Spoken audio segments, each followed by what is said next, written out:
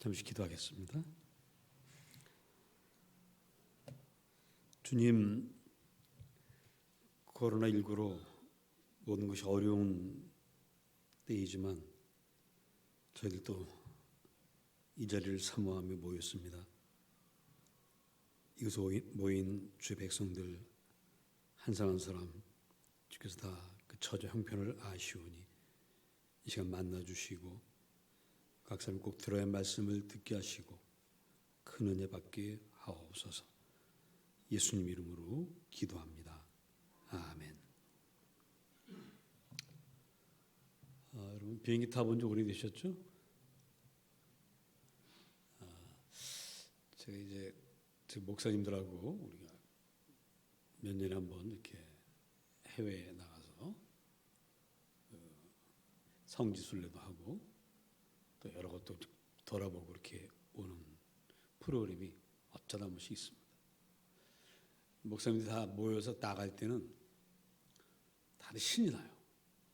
신이 납니다. 보통 일주일에서 한 열흘 이렇게 이제 길어 한 열흘 정도인데 갔다가 이제 오는 날이 되면 다른 분들은 잘 모르겠어요.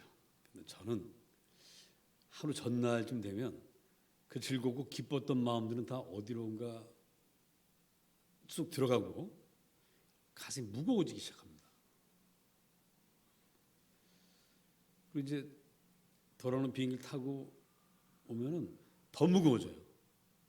더 무거워지다가 이제 공항에 딱 내려서 집에 오는 버스를 타면 그때 이제 다시 좀 이제 가벼워진다고 말하기 좀 그렇고 하여튼 좀 그 무거운 걸 좀 잊기 시작합니다. 사실 목사가 어딜 가면 교우들은 정말 목사를 기다립니다. 아유 목사님, 그리고 목사가 어디 있는 동안에 계속 기도하죠. 안전하게 건강하게 다녀오시기를 다들 기도합니다. 제가 국내에서도 가끔 수요일 날 이제 우리 부목사님 하실 때 수요일 날 어디 다른 데가 있을 때도 느낍니다. 수요일 날 여기 오시는 분들이 이 연목사를 그리워하고 왜 목사님 빠졌을까 이러고 있는 걸 저는 느낍니다. 하여튼 그 돌아오는 거를 목사가 돌아오기를 기다리는 분들이 많이 있음에도 불구하고 참 그 다시 와서 새벽기도부터 다시 시작하고 그 주일에 전할 말씀을 또 묵상하고 준비하다 보면 정말 쉬운 일이 아니에요. 그래서 무거운 것 같습니다. 기다리고 있음에도 불구하고 무거워요.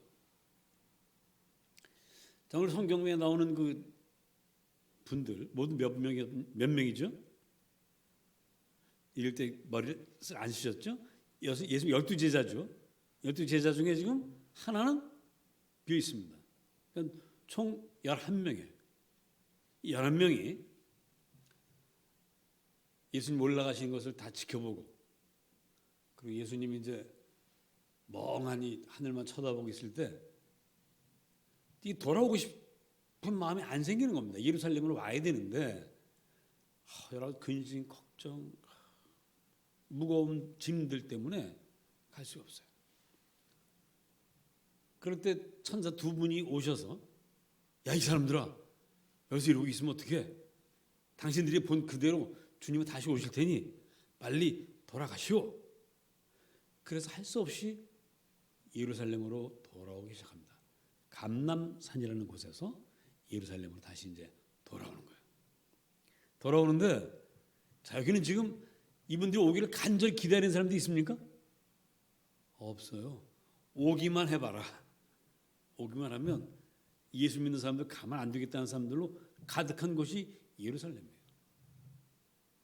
그러니 그 마음은 얼마나 더 무겁겠습니까? 기다리고 있는 사람들이 있어도 할 일 생각하면 좀 마음이 무거운데 할 일에다가 그 일을 하면은 죽이겠다는 사람들까지 잔뜩 있으니 얼마나 이 가슴이 묵직하겠습니까? 제가 한번 이 오늘 본문을 이렇게 묵상하면서 베드로가 어떤 생각을 했을까를 한번 상상해 봤어요. 베드로가 큰 소리는 제일 많이 치고요. 성질은 또 12제자 중에 제일 급하고요. 그런 사람이에요. 그런 사람인데 겁은 또 제일 많아요. 겁이 제일 많아요. 예수님 붙잡혀 갔을 때 호기심으로 쫓아가죠. 이거 어떻게 될 건가 쫓아갔는데 거기 어린 여자아이 그 조그만 계집종이 당신 예수님과 같이 있는 걸 내가 본 적이 있는데요. 그러니까 세상에 그런 소리 하지 말라고.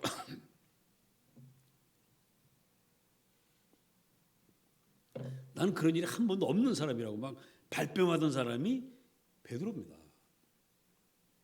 그 예수님이 나 십자가 질 거야 그랬더니 다른 제자들은 이 말씀이 무슨 뜻인가 깊이 생각하는데 베드로는 그 자리에서 아이고 주님 그러시면 안 되죠. 막 겁먹고 당신이 돌아가시면 우리는 어떡합니까?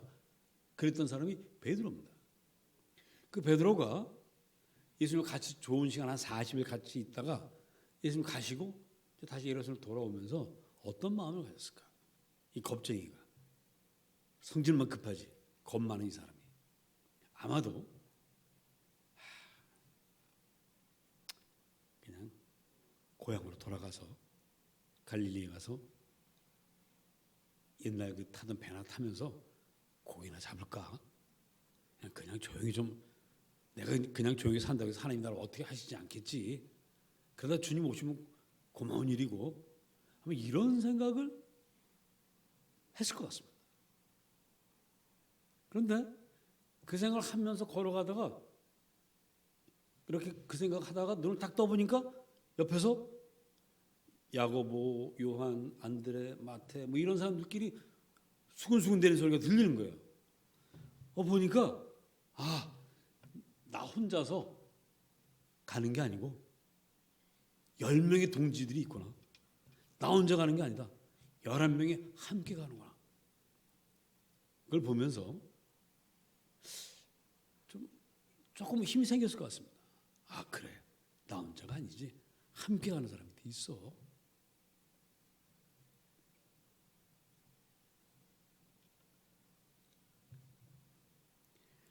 자, 그 마음을 가졌었기 때문인지 베드로는 예루살렘 성으로 들어와서 어디로 갔냐면 자기들이 묵던 다락방으로 올라갔습니다. 그리고 그때부터 기다리는 거예요. 혼자가 아니라 10명의 형제들이, 10명의 제자들이, 10명의 동지들이 함께 있다는 그 사실을 느끼면서 그래, 혼자가 아니야. 이들이 함께 있으니 할 수 있을 거야 하는 이런 마음을 갖지 않았을까. 사람이 정말 혼자일 때는 겁이 많이 나죠. 그러나 같이 있으면 같은 일을 가지고 같은 목적을 가지고 함께 고난받을 때는 그 사람들이 있다는 것 사실만으로도 힘을 얻을 수 있는 겁니다. 베드로는 그러고 다락방으로 간 거예요. 그런데 그래서 성경은 그 제자들의 이름을 사실 그냥 이미 제자들의 이름은 수없이 나왔죠. 복음서에도 여러 번 나왔고요. 사도행전에 또 쓸 필요도 없습니다.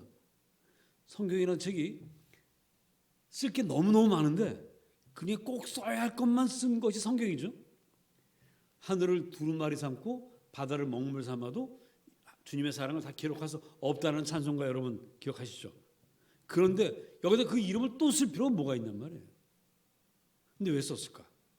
왜 누가는 이 이름을 또 다시 썼을까?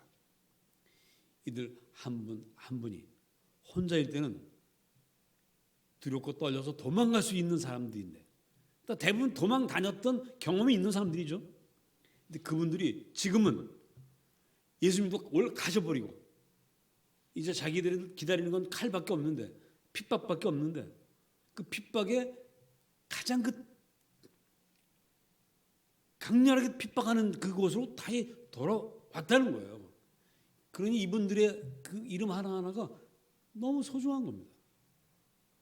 베드로에게도 그렇고 마태에게도 그렇고 다 그런 거예요. 그래서 그 이름을 한번 여기다가 적어 보는 겁니다. 그 윤동주 선생님의 윤동주 시인의 그 별을 해는 밤에 그런 게 있죠. 여러분 기억나십니까? 폐, 경, 이라는 이국 소녀들의 이름과 뭐 이러면서 이제 써나가잖아요. 그 이국 소녀의 이름, 그분들의 이름 하나하나 쓰는 그 마음, 그것보다 더한 거죠. 이건. 그 마음을 가지고 11명의 이름을 다 쓰고 있는 것입니다.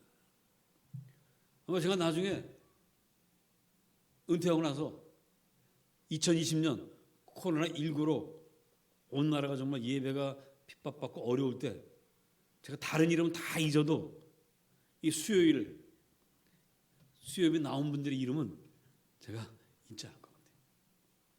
이서열, 민양옥, 백민자, 김정진, 한상희, 박종웅. 지금 장로님은 어제 아침에 수술하시고 강남 세브란스에 지금 입원하고 있습니다. 이번 주 계속 있을 모양인데 그분들 이름은 제가 그건 정말 믿지 못할 것 같아요. 이 수요일 정말 이 어려운 때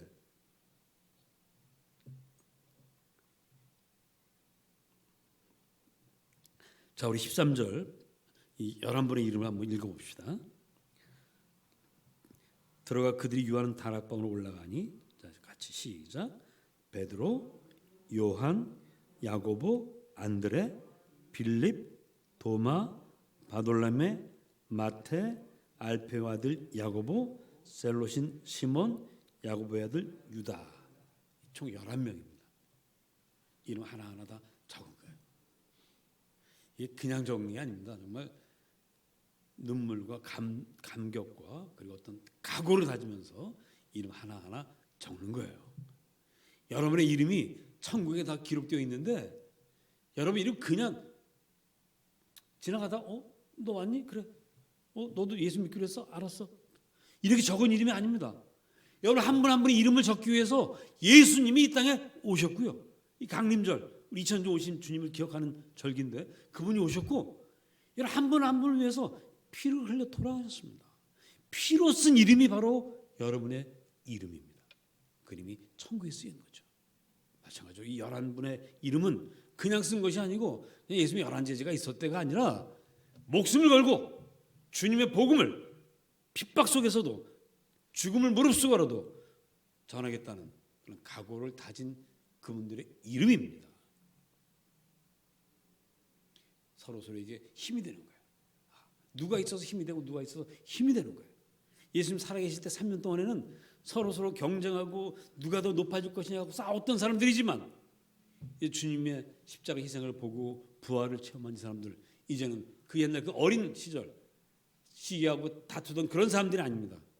서로 위해서 목숨도 내놓을 수 있는 그런 사람들이 이 11분의 11 제자인 것입니다. 자, 그런 성경은요 참 정말 완벽합니다. 자, 이분들은 영적으로 다 무장된 분들이에요. 근데 영적으로 무장되어 있으면 예수님 사역, 복음을 전하는 일 할 수 있습니까? 없습니까? 영적으로만 무장되면 뭐가 더 필요하죠? 주기도문에 힌트가 있습니다. 우리가 주기도문 날마다 기도하는 게 있습니다. 날마다로 시작하는 뭐가 있습니다. 날마다 우리에게 뭘 주셔요? 그죠? 일용할 양식을 주시는 하나님. 이분들도 먹고 살아야 되잖아요. 결의만 다지고 죽으면 죽으리라 이러고 있다고 돼요? 근데 이러고 정말 다 죽어버리면 굶어 죽어버리면 누가 복음을 전해? 먹고 살아야 되잖아. 근데 이분들 지금 다 일 그만두고 오신 분들인데 어떻게 먹고 살아요? 자, 그래서 우리 14절이 굉장히 중요합니다. 14절 읽어봅시다. 시작.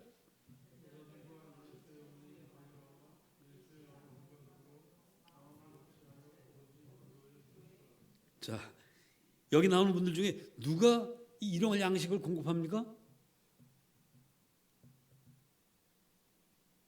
힌트. 항상 성경은 제일 강조하는 것을 맨 앞에 둡니다. 누굽니까? 여자들이에요. 여자들. 이 여자분들이 보통 분들이 아닙니다. 누가복음 한번 읽어보겠습니다. 누가복음 8장 2절과 3절. 누가복음을 쓴 분하고 사도행전 쓴 분하고 같아요, 달라요? 같죠? 누가죠, 누가. 누가가 지금 그걸 여기다 쓰는 거예요. 누가복음 8장 2절과 3절.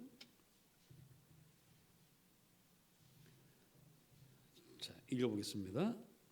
누가복음 8장 2절과 3절입니다.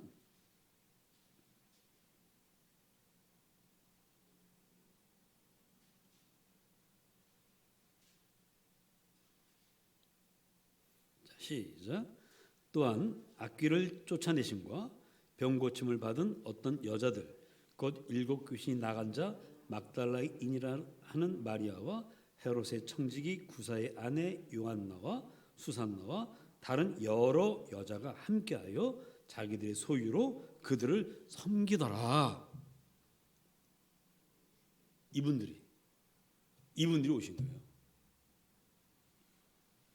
예수님 3년 동안 예수님 따라다니면서 자기들의 소유로, 자기들의 재산으로 이 제자 공동체를 먹여 살리던 그 여자분들이 다시 찾아온 겁니다.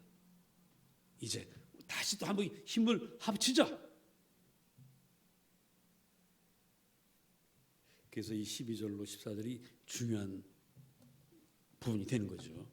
영적으로 무장된 제자들과 육적인 양식을 공급할 우리 여자분들과 함께하는 거예요. 그리고 이제 그동안 예수님의 가족은, 복음서에 나오는 예수님의 가족은 항상 제3자였습니다. 한 번은 이런 일이 있었죠. 누가복음 8장, 그것도 역시 8장에 나오는데 예수님 한참 일하고 계실 때 예수의 어머니와 동생들이 찾아왔어요. 사람 너무 많아서 예수님한테 가까이 갈 수가 없습니다. 그래서 이야기를 전하죠.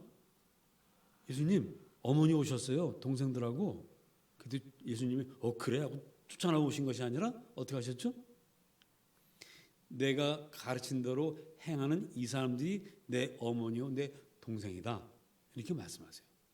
그러니까 그때는 제3자, 구경만 하던 분들입니다. 예수님의 가족들이. 그런데 지금은 예수님의 죽음과 부활을 체험한 그 가족이 이제는 예수 일꾼이 됐어요. 그래서 나중에 사도행전 나중에 나오겠지만 첫 번째 순교자가 야고보거든요. 야고보가 누구냐면 사도 야고보가 아니라 예수의 동생 야고보입니다. 동생. 그분 저기 지금 합류했어요. 예수님 가족까지 합류했습니다. 자, 그러니 이분들이 적어도 한 몇십 명 되지 않았을까? 여자분들하고 다 합치면 나중에 온 사람들까지 다 해서 모두 몇 명이 되냐면 120명이 되는 거예요. 120 문도라고 이제 흔히 우리 알고 있는데 120명이 되는 겁니다. 이분들이 서로 보면서 힘을 얻는 거죠. 11 제자들은 여자분들을 보면서 힘을 얻고 또 예수님 가족을 보면서 여러분 예수님의 동생들이 누구 닮았겠어요? 예수님 닮지 않았겠습니까? 저하고 제 동생들하고 제 남동생하고 좀 많이 좀 다르게 생겼는데 지금은 같이 옆에 있으면 한눈에 알아봐요. 제 동생이. 그런 거예요. 예수님이 가족들이 왔으니까 예수님 본 듯한 그런 마음을 가지고 또 이 일을 계속 할 수 있는 것이죠. 자, 우리가 믿음으로 살아가는 길, 좀 때로는 혼자인 것 같고, 좀 때로는 도대체 내가 정말 이 위기를, 이 어려움을 이겨낼 수 있을까? 그럴 때도 있습니다. 그런데 혼자 할 수 없는 그 일을 함께하는 사람도 있어서 그럴 때 우리 힘을 얻습니다. 주님께서도요. 구약에 보면 나뭇가지 하나는 쉽게 부러지지만 삼겹줄은 끊어지지 않는다고 그랬어요. 마찬가지입니다. 너희가 몇 사람 이상 모이는 곳에 내가 함께 있겠다고 약속을 하셨는데 몇 사람 이상 있을 때 함께 있겠다고 하셨죠? 몇 사람? 2-3 사람이 내 이름으로 모이는 곳에 내가 너희와 함께 있겠다고 하셨습니다. 여기 지금 굉장히 많죠? 굉장히 많습니다. 자, 그래서 우리 갈 수 있어요. 그리고 또 하나. 무엇보다 2-3 사람이 내가 너희와 함께 있겠다 하시는 그 말씀은 바로 성령을 통해서 함께 있겠다는 것입니다. 성령님이 우리 가운데 함께 있겠다 하시는 거예요. 성령님은 2-3 사람이 아니라 혼자일 때도 함께 계십니다. 우리 성령으로 날마다 성령으로 말미암아 살아가고 있습니다. 우리 결코 외로운 사람들이 아닙니다. 저 높이 계신 위대하신 하나님, 감히 그 앞에 가서 얼굴을 드는 건 말할 것도 없고 숨소리도 제대로 쉴 수 없는 그 하나님이 우리 너무나 사랑하는 나머지 우리 곁에 늘 계신다는 거 우리가 아셔야 돼요. 참 제 손자가 2살 때인지 3살 때인지 한 번은요 누가 사진을 찍었는데 제가 이제 가운 입고 여기서 이제 교인들하고 인사하고 있는데 얘는 집에서는 내가 걔 밥이잖아요 집에서는. 근데 그 밥인 할아버지가 그날 딱 보니까 자기가 어디 저기 이런 어른들이 할아버지 앞에서 다들 그냥 뭐 인사하고 막 그러니까 얘가 저 뒤에서요 날 쳐다보고 있는데 이 존경어린 그냥 그 뒷모습을 찍었는데 그게 딱 보여. 그게 앞에 얼굴 어떨지가 보여. 그러고 있는 사진이 있습니다 저한테. 누가 찍었어요. 카드 그게 기특해가지고 그 꼬맹이가 막 움직일 그 아이가 가만히 서서 날 보고 있는 사진이에요 그게. 하나님 그런 분입니다. 정말 감히 이 아이가 볼 때는 할아버지가 저런 분이었어. 감히 내가 어떻게 해볼 수 없는 어른들한테 그냥 둘러싸여가지고 어른들이 다 하나님을 존경하고 있네. 우리 안에 그런. 그런데 집에 와보니까 그 할아버지 자기한테는 꼼짝도 못한단 말입니다. 하나님 우리에게 그렇게 하고 계십니다. 하나님 너무나 사랑하신다고 해서 우리가 하나님을 함부로 대할 수는 없는 것이죠. 자, 그것을 안다는 것은 무슨 얘기냐? 세상을 나갈 때 그 위대하신 분, 감히 어떻게 해볼 수 없는 분이 나를 사랑하시고 나를 지키고 있다는 것. 이걸 기억하면 혼자라도 외롭지 않고요. 혼자라도 힘이 빠지지 않고요. 혼자라도 어떤 일이든 해낼 수 있습니다. 그 주님께서 오늘 이 밤에 여러분과 함께 하시면서 여러분들의 기도에 다 응답하십니다. 기도합시다. 주님, 오늘 우리와 함께 하심을 감사합니다. 오늘 말씀을 통해서 우리에게 힘을 주셔서 고맙습니다. 전능하신 하나님께서 우리 사랑하시는 분임을 기억하며 나 혼자가 아니라는 것을 기억하며 또 이렇게 옆에 함께 믿음의 동역자들이 있음을 생각하며 담대히 세상으로 나가겠습니다. 저희들과 함께하여 주옵소서. 오늘 함께하지 못하고 수술을 받고 있는 박 장로님도 기억하게 해주시고 그곳에서 큰 은혜 받게 하옵소서. 예수님 이름으로 기도합니다. 아멘.